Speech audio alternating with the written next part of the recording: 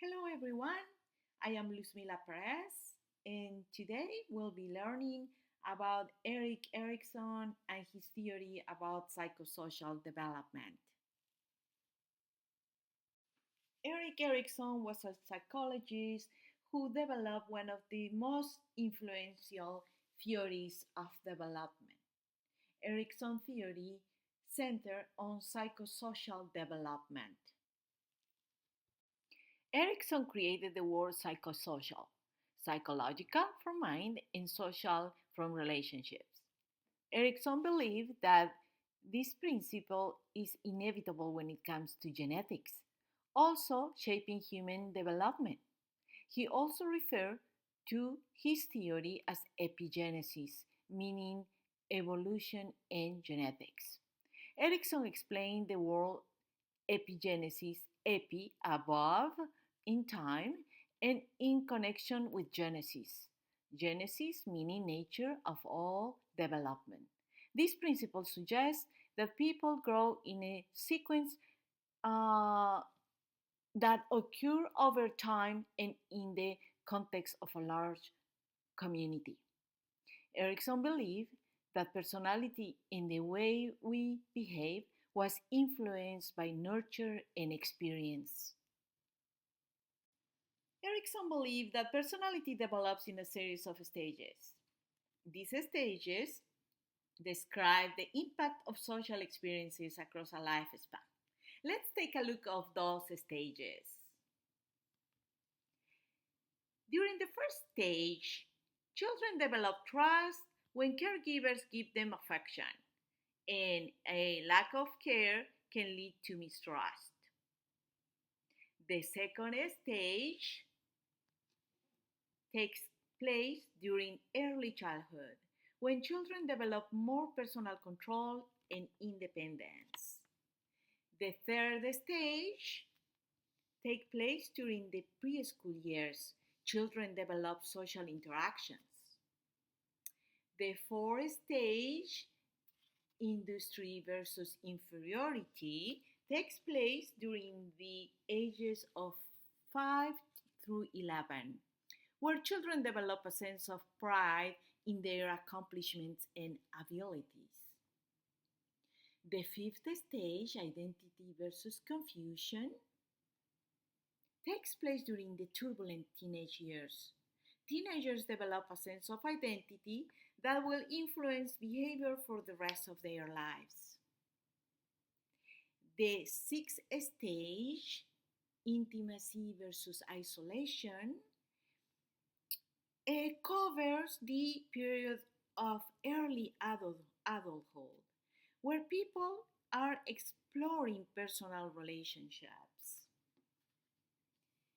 And the seventh stage is adulthood.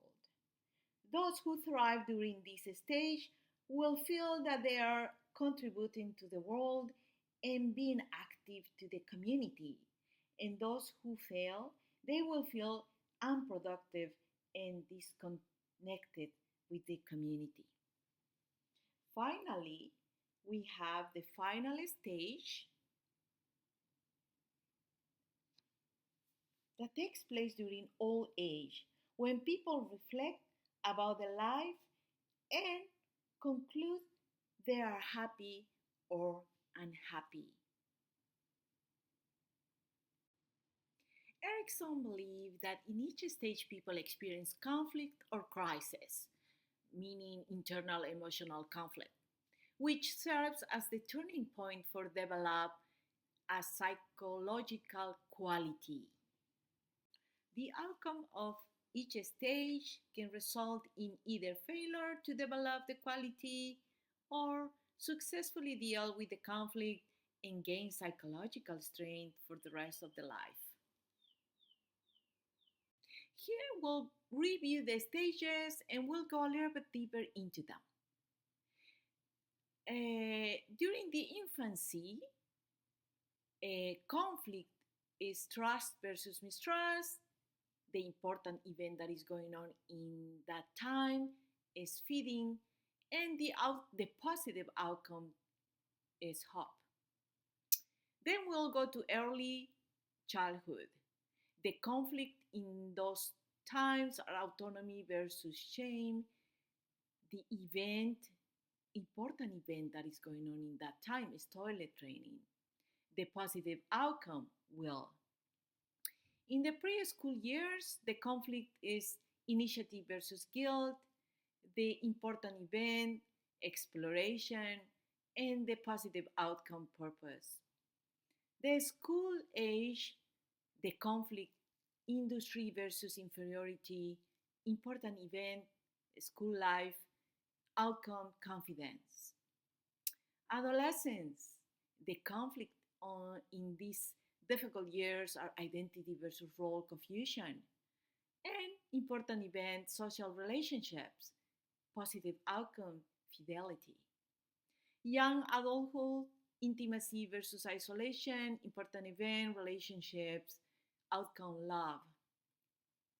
And then adulthood, that the conflict there will be generativity versus stagnation, and the important events, work and parenthood, and outcome care. In this stage, if we have a positive outcome, we are caring people. Maturity is the last stage. There, the crisis is ego identity versus despair. Important event, reflection, reflection on life, and the positive outcome, wisdom. I will go to identity versus confusion. This stage happened during the teenage years. Adolescents experience rapid physical, cognitive, and psychological growth.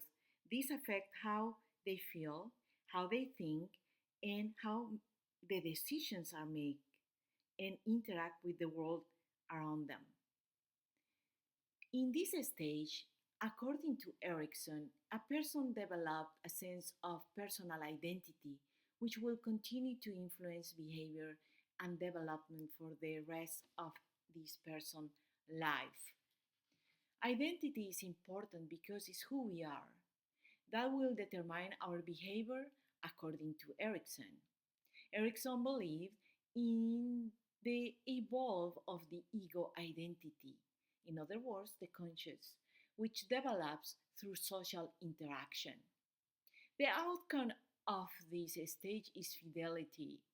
Those who receive proper encouragement and reinforcement through personal exploration will emerge from this stage with a strong sense of self and feelings of independence and control.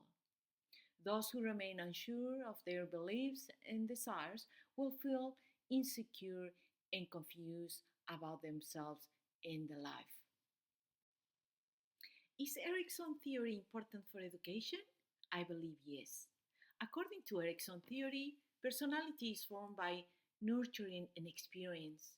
This idea helps to understand that teachers can influence the life of a student positively. Encourage them with values can help students to form optimal identities. Understanding the identity of a student, teachers can deal with possible student problems in their school life. Now, a mental exercise. I want you to match the ages in which each Erikson stages happen by looking at the images.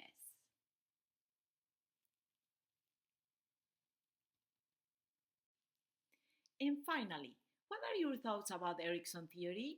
Please comment. Thank you.